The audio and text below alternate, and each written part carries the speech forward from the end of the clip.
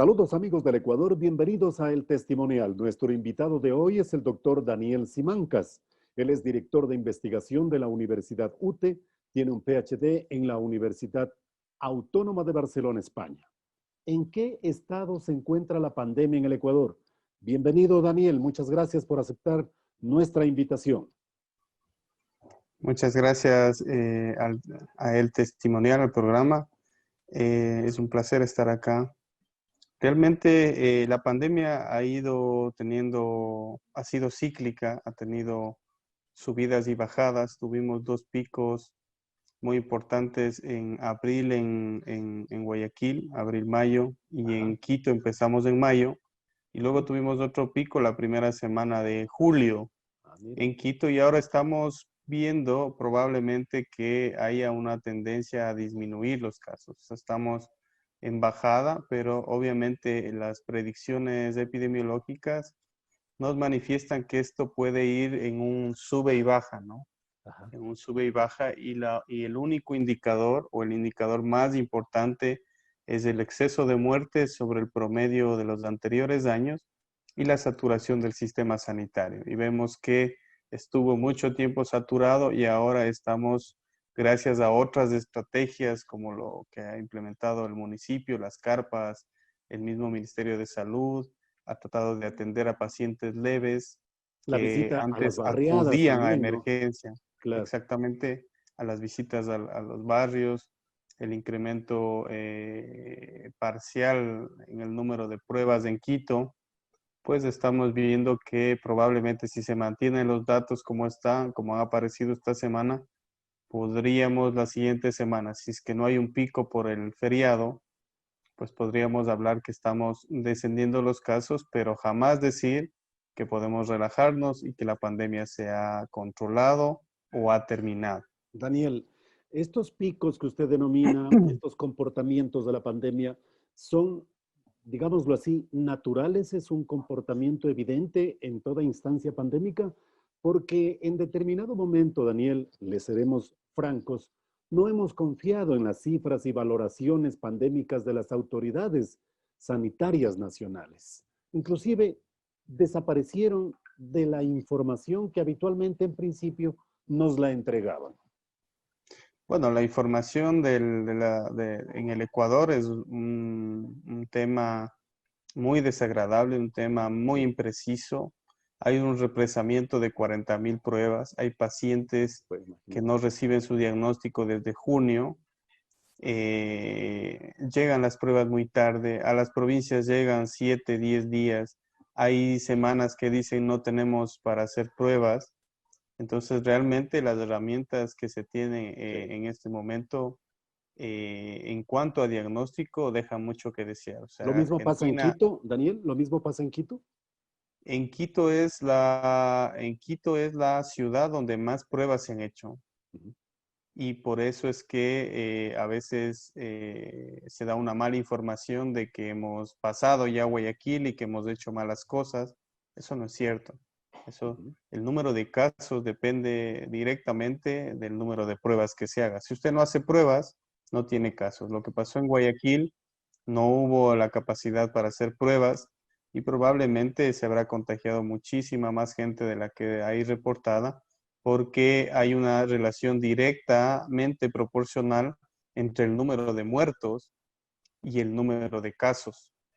Entonces, realmente la capacidad que ha tenido Quito es mayor, no la perfecta, no la necesaria y totalmente eficiente, se podría decir tampoco hay como hablar así, pero se ha hecho muchas más pruebas y el resultado, en teoría, si es que tuviésemos este pico ya descendente, pues podría ser que en Quito, en Pichincha aproximadamente hay 3.000 muertes en exceso y en Guayas estábamos llegando a las 17.000 muertes en exceso. Entonces, esa sí es una diferencia en el número de muertos Durante todo el periodo de la pandemia, claro, sí. durante todo el periodo de la pandemia, aunque sigue habiendo exceso de mortalidad, siguen las personas muriendo y eso ha pasado en todos los países. Si nosotros estamos quizá empezando a descender las cifras, pero en otros países también lo han hecho y ahora están teniendo, por ejemplo, España, nuevos rebrotes de la enfermedad y probablemente en 2 semanas tengan que realizar alguna estrategia de confinamiento masivo porque los casos se están disparando. Daniel, ¿cuándo llegará la vacuna al Ecuador, en general, país marginal en investigación científica en el planeta?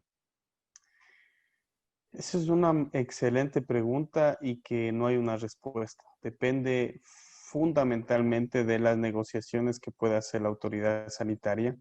Por ejemplo, la vacuna de Oxford ha manifestado desde el 3 de noviembre y ya va a someterse a la aprobación por los entes reguladores y podría estar disponible para compra, pero tiene que producir nada más que 300 o 400 millones para Europa de dosis. Y luego hay países como Argentina, Brasil, que ya se han involucrado desde hace varios meses en las investigaciones, lo que no hemos hecho en el Ecuador, incluso en la parte experimental con sus pacientes. Y lo que sucede ahí es que nosotros seguimos poniéndonos en una lista larga de países que van a necesitar la vacuna, aunque otras ya se están probando.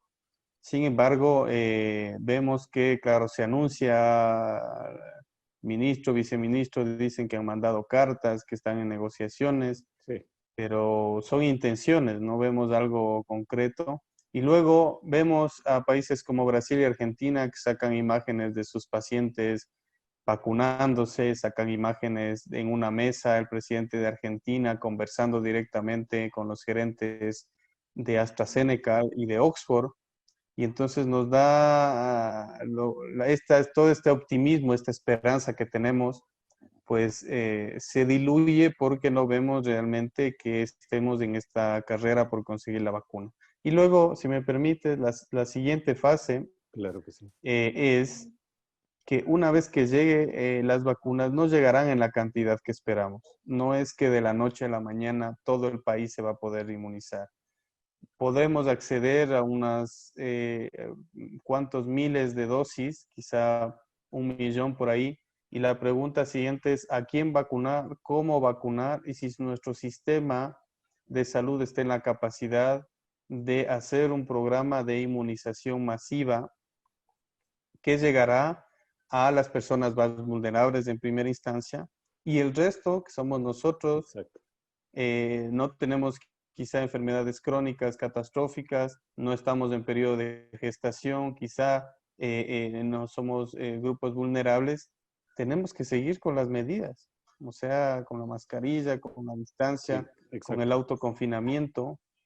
Y entonces realmente no es que llega la primera vacuna, el primer lote de vacunas de Ecuador, inmediatamente la gente se saca la mascarilla, como por obra y gracia va a quedar todos inmunizados. Eso es muy, muy importante lo que acabas de señalar, Daniel, y que es parte de la respuesta de la pregunta que le iba a formular. Las cuarentenas infinitas de América Latina, ¿cuándo terminan? La población en la región con más confinamientos del mundo agota sus recursos materiales y emocionales, Daniel, mientras buscamos alternativas más eficientes para lidiar con el virus hasta que llegue la vacuna. ¿Cuál es la alternativa en esencia sobre la cual tenemos que continuar nosotros? Usted ya ha perfilado de alguna manera la respuesta, Daniel. Sí, hay que aprender a vivir, pero lo que nunca hemos estado en contra de la reapertura de la economía, jamás, porque eso es parte, van a venir otros problemas de salud mental, problemas con los niños, violencia intrafamiliar.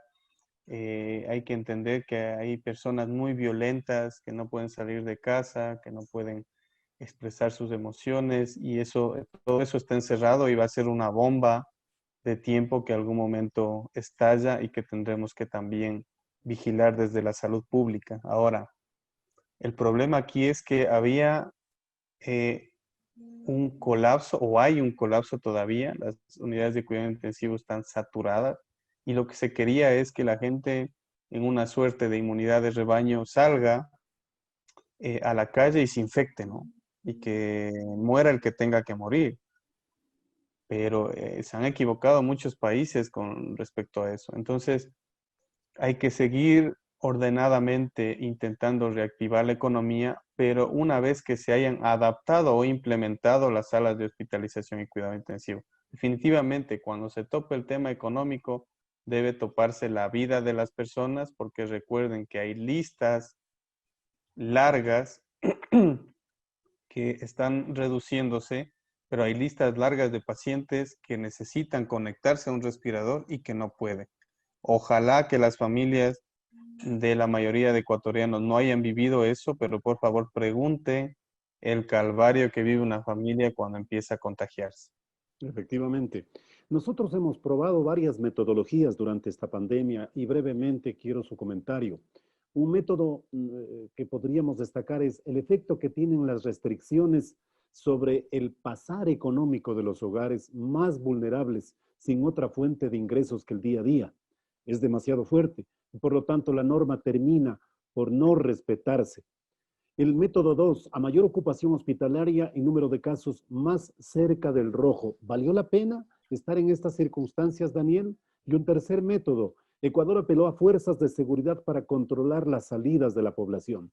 ¿Deben mantenerse a futuro este tipo de metodología restrictiva? Yo pienso que sí, porque es nuestra única arma por el momento. Yo no estoy de acuerdo en el confinamiento. Nadie puede estar de acuerdo en el confinamiento extenso.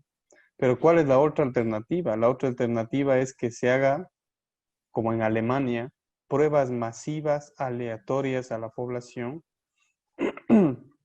que tengamos un sistema de vigilancia epidemiológica donde cada uno sabe que está en riesgo de contagio. Es nomás de preguntar a cualquier persona que se ha contagiado o que ha estado cerca de un contagiado, no sabe qué hacer, no sabe qué pruebas hacerse, no sabe a quién llamar. Lo ideal aquí es que si usted sabe quién está contagiado y si usted sabe que usted es sospechoso y se queda en casa, el resto podemos salir. Pero el problema es que no se ha entendido que donde había que actuar es en la prevención, en el control, en los pacientes que están con síntomas leves, hacerles el test, hacerles la prueba y decirle que se queden en casa, llamarles todos los días. Pregunte usted a cualquiera si esos son protocolos mundiales. Pregunte a qué familia le han llamado todos los días a ver si necesita medicina, oxígeno. Entonces, eso por un lado, o sea, el sistema de salud, de vigilancia epidemiológica no está listo para evitar un confinamiento. El confinamiento es la última arma y la peor, porque causa pobreza, causa Sí, señor. problemas de salud mental, pero el otro lado está, si no tienes eso, la gente se va a seguir muriendo y vas a tener el exceso de mortalidad más grande del planeta que tiene por población que tiene Ecuador, es decir, más de 33,000 muertos en exceso en una población tan solo de 17 millones de personas. Eso por un lado. Claro. Y luego, tampoco estoy de acuerdo en el exceso de fuerza y el control y el estado de excepción, pero no hay otra. ¿Cómo más controlamos si hay una irresponsabilidad bárbara? Porque también hay que hablar de eso, hay una Sí, corresponsabilidad. señor. La gente Sí, no señor. entiende, se le dice, hemos llegado con mensajes de que usted puede salir al campo con su familia de manera ordenada, llevar comida, sentarse en el césped con distancia, empezar a servirse algún alimento. Y lo primero que hacen es armar carpas, irse al Pichincha entre 40 y 50 personas y hacer una borrachera, pero Sí. terrible. ¿Cómo podemos apelar? Y si uno multiplica la irresponsabilidad de las personas, de los jóvenes, cientos, miles de jóvenes, si hay 1,000 jóvenes que salieron el fin de semana, están expuestos. De ahí al menos tendremos unas 40 o 50 hospitalizaciones, a pesar de que este grupo es menos vulnerable, pero estarán sus papás, estarán sus tíos, sus primos que están con enfermedades crónicas, y estas hospitalizaciones son las que siguen congestionando. Entonces, para mí, el papel de las Fuerzas Armadas y Policía ha sido fundamental para el control y el cumplimiento de las medidas de restricción, porque somos así los ecuatorianos, somos muy relajados, muy responsables y además atrás de todo eso está el mensaje de la autoridad, un mensaje a la relajación un mensaje a poner propagandas de bebidas alcohólicas hasta en los hospitales, sin ley seca, diciendo que se puede salir normalmente, que se puede ir a la playa, que regrese el fútbol nacional. Sí. Si a un ecuatoriano le dices, usted se puede reunir hasta con 25 personas y hay fútbol y usted puede ingerir bebidas alcohólicas, ¿cuál es el mensaje que se ha dado a la población? Sí. Entonces también hay una corresponsabilidad en ese sentido. Al final de la entrevista también hay un hecho que preocupa, Daniel.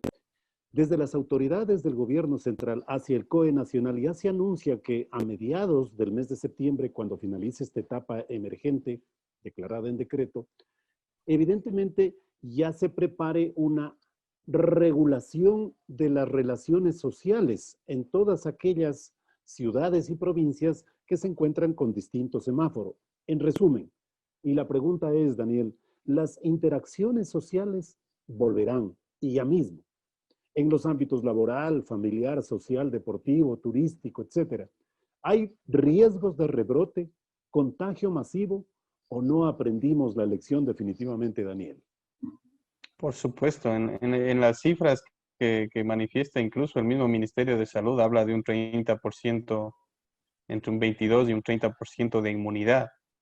¿Usted se imagina que el resto de la población no está inmune?